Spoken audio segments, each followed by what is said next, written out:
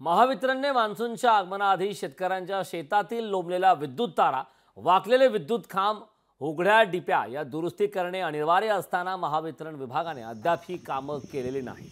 तारांच्या संपर्कात आल्याने अनेक शेतकऱ्यांबरोबर मुक्या जनावरांचा मृत्यू झाल्याच्या अनेक घटना घडल्यात। या संदर्भात शेतकऱ्यांच्या बांधावर जाऊन आढावा घेतला आमचे प्रतिनिधी खालेद नाज यांनी।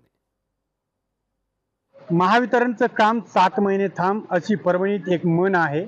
कारण पावसाळा सुरू झालेला आहे आणि या पावसाळ्यात अनेक शेतकऱ्यांच्या शेतात विद्युत तारा जे आहेत ते लोंबलेले आहेत, विद्युत खांब पडलेले आहेत आणि यामुळेच अनेक दुर्घटना मागच्या काळात झालेल्या आहे। काही शेतकऱ्यांना यामुळे जीव गमवावा लागला, तर काही शेतकऱ्यांचे जे पशुधन आहे यांचा सुद्धा जीव गेलेला आहे। आता ह्याच गंभीर विषय घेऊन लोकशाही मराठी शेतकऱ्यांसोबत शेतकऱ्यांच्या बांधावर पोहोचलेला आहे। मी सध्या शेतकऱ्यांसोबत चर्चा करणार आहे। एकंदरीत पावसाळा सुरू झालेला आहे आणि ही जी समस्या आहे अनेक महिन्यांपासून सुरू आहे। मागच्या वेळेस परभणी जिल्ह्यातील अनेक शेतकऱ्यांचे जे पशुधन आहे ते विद्युत तारांना चिटकून त्यांचा मृत्यू झालेला आहे।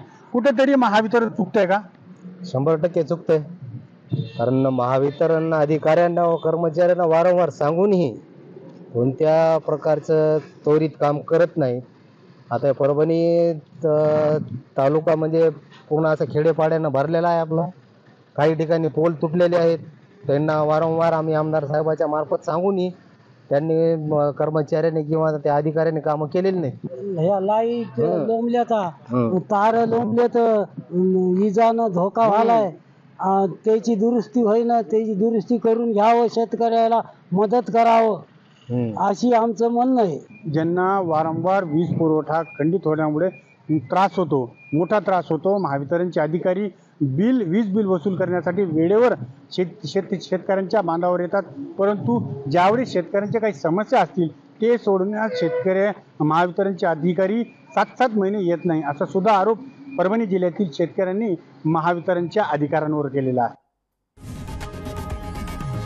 लोकशाही मराठी ऐका, पहा, जागरूक रहा।